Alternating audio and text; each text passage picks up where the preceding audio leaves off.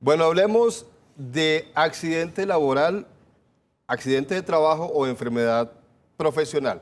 ¿Qué prestaciones digamos que se le cargan a la ARL, que antes se llamaba ARP. ARP, cuando se presenta un accidente de trabajo o una enfermedad laboral?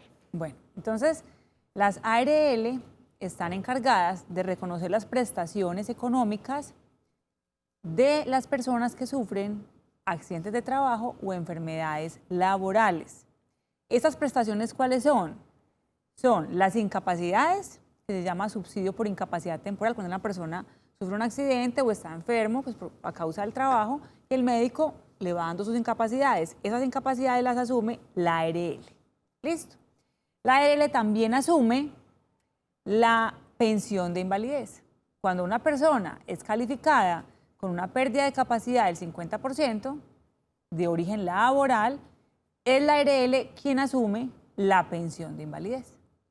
Igualmente, la ARL asume la indemnización por pérdida de capacidad permanente parcial. Es decir, si la persona no llega al 50%, pero le dan más del 5% de pérdida, o sea, entre el 5 y el 49%, tiene derecho a una indemnización, que se llama indemnización por pérdida de capacidad permanente parcial.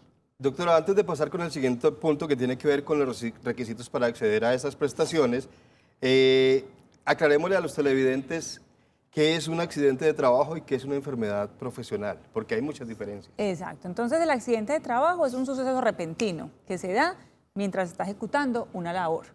Por ejemplo, es una persona que trabaja en alturas y no tomó las medidas necesarias, el empleador o el trabajador inclusive, para que no tuviera un riesgo de accidente, de caída. No se ató, por ejemplo, no se amarró a la línea de vida y cayó. Como es un suceso repentino, es un accidente de trabajo. Mientras que la enfermedad laboral es la enfermedad que se va adquiriendo y desarrollando con el transcurso del tiempo en la misma actividad. Por la función que desempeña. Por la función que desempeña, por ejemplo, una actividad repetitiva. Personas que tienen que manipular todo el tiempo sus manos, por ejemplo, bueno, tecleando, o personas que tienen que estar, por ejemplo, limpiando fachadas todo el tiempo, entonces sus brazos tienen que superar los ángulos de movilidad permitidos. Entonces van generando una enfermedad laboral que se adquiere con el tiempo. Por ejemplo, las personas, en el caso nuestro aquí en el canal Cosmovisión, que hay mucha gente que tiene que usar audífonos constantemente por los programas ya sean directos, grabados, eso también podría generar problemas. Exacto, pero ahí ya hay que entrar a analizar todo el tema de decibeles. Bueno, frente a eso hay mucha normatividad. De hecho, la salud ocupacional casi que es otra profesión.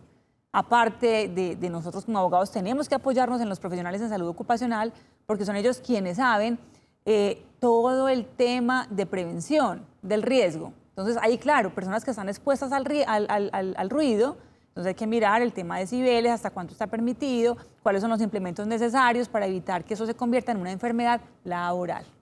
Bueno, hay muchas cosas que hablar sobre este asunto, pero yo sí quiero que nos quedemos un poquito, doctora, porque cada rato escucha uno de las personas preguntando sobre esto. ¿Qué pasa si yo me accidento viniendo de mi casa o saliendo del trabajo y tengo mis funciones dentro del edificio de la compañía, o si salí a almorzar a la vuelta o estaba dentro del horario de trabajo y salí a la tienda en un momentico? ¿Cómo se puede, digamos, que configurar el accidente de trabajo así uno esté por fuera de las instalaciones? Bueno, entonces frente al accidente de trabajo, cuando se da en camino hacia el trabajo o del trabajo hacia la casa, este se tiene como accidente de trabajo cuando el transporte es suministrado por el empleador. O sea, hay muchas empresas que tienen aún sus buses, su transporte para desplazar a los trabajadores. Si el accidente se da en ese desplazamiento, en ese transporte, es accidente de trabajo. Si el trabajador se está trasladando por sus propios medios, ya no estamos hablando de accidente de trabajo. Ahora, si estamos dentro del horario laboral, pero estamos en la calle, estamos ejecutando alguna labor por orden del empleador, así no sea mi función en ese momento, pero el empleador me dio la orden de que vaya al banco que hay que hacer esta consignación urgente y le pasó un accidente de trabajo, está bajo las órdenes del empleador.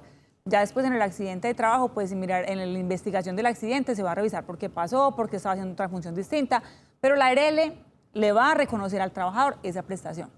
A mí se me ocurre otra inquietud, doctora, ya hablando de esto. ¿Qué pasa por si llega a suceder que los horarios se exceden, como el horario de entrada o salida normal de una jornada laboral, y en esos casos sabemos que muchas empresas dan, no transporte de la empresa, pero sí le pagan un taxi, por ejemplo. Entonces yo tengo que entrar aquí a las 4 de la mañana y eso no es mi horario, entonces me pagan un taxi. ¿Eso qué pasaría ahí? ¿O si salgo más tarde y me pagan el transporte? No, pienso que ahí lo que estamos hablando es como una especie de auxilio o de subsidio para que este trabajador se pueda desplazar en horarios donde no hay transporte, donde tiene que asumir un costo pues adicional. Pero como el empleador no tiene control sobre ese transportador, si ese transportador está utilizando los medios correctos, si el carro está en estado correcto, entonces no podríamos hablar de que el ARL o el empleador tengan que asumir algún riesgo por el transporte que tomó el trabajador a otras horas. Rápidamente, antes de ir a la pausa, ¿y en las fiestas de la empresa? Eso también es muy, se da mucho, inclusive, ¿sabe cuándo, Germán? Cuando hay torneos de fútbol. Esos torneos de fútbol son un peligro porque, claro, hacen las empresas en el torneo de fútbol y hay lesionados y también se tiene como accidente de trabajo. Muy bien, vamos a hacer una pequeña pausa, pero antes les queremos recordar a todos ustedes las direcciones y teléfonos de Es Tu Futuro de la doctora Paula Andrea Escobar Sánchez en las diferentes ciudades donde hay sede. Y comenzamos con la ciudad de Medellín. En Medellín estamos ubicados en el edificio Vicente Uribe Rendón, en la playa con la Oriental frente a la Clínica Soma, en la oficina 501 y el teléfono es 514-1187, 514-1187. También encuentran ustedes oficina de Es Tu Futuro en la ciudad de Pereira. En Pereira estamos en el edificio Banco Ganadero, en la calle 20 entre Sexta y Séptima, oficina 905 y el teléfono es 340-2404, 340-2404. Y para quienes están en Manizales o Cali, puede consultar a través de nuestra línea de WhatsApp 310-665-8193, 310-665-8193, línea a través de la cual pueden todos agendar sus citas o visitar nuestra página web www.estufuturo.com.co. Una pequeña pausa y ya regresamos para seguir hablando sobre este tema de accidente de trabajo o enfermedad profesional aquí en Citacon. Ya volvemos. ¿Desea trasladarse a Colpensiones y pasó el término para hacerlo? Pues aún es posible. Es Tu Futuro Abogados tiene la solución. Busque su oficina más cercana en www.estufuturo.com.co.